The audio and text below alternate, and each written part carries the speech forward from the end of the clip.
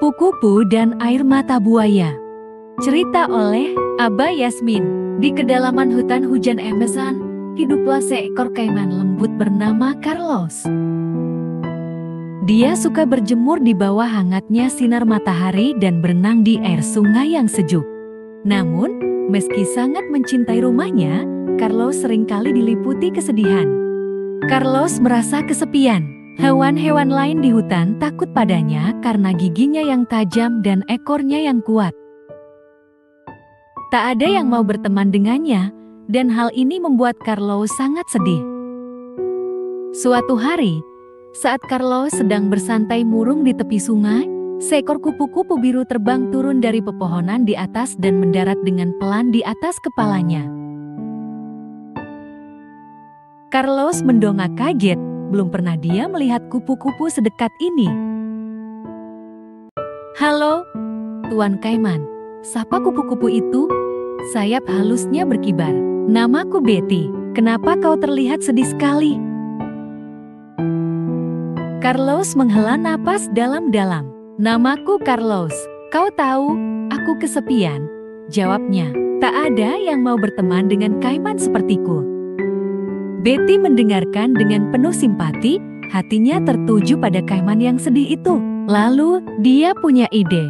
"Mungkin aku bisa membantumu merasa lebih baik," katanya. "Aku bisa menghisap air matamu dan mengubahnya menjadi nektar manis.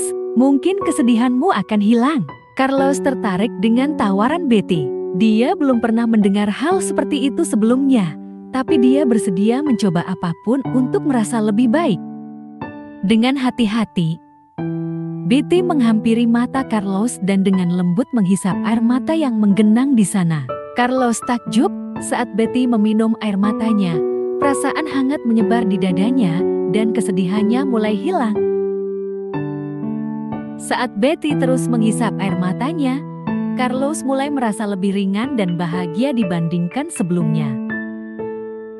Dia tersenyum untuk pertama kalinya dalam perasaan yang terasa selamanya, bersyukur atas kebaikan kupu-kupu kecil itu. "Terima kasih, Betty, kau telah mengembalikan kegembiraan ke dalam hidupku," Carlos berkata dengan suara yang penuh syukur. Sejak hari itu, Carlos dan Betty bersahabat baik. Mereka menghabiskan hari-hari mereka menjelajahi keindahan hutan hujan bersama-sama, dengan Betty yang bertengger bahagia di kepala Carlos. Dan setiap kali Carlos merasa sedikit sedih, Betty ada di sana untuk menghisap air matanya dan mengingatkannya bahwa dia tidak pernah sendirian. Begitulah ceritanya, dengan bantuan kupu-kupu yang penuh kasih sayang, kaiman yang kesepian itu menemukan kebahagiaan dan persahabatan di tengah hutan hujan Amazon. Terima kasih telah menonton video ini. Silakan tekan subscribe untuk mendukung kanal ini. Terima kasih.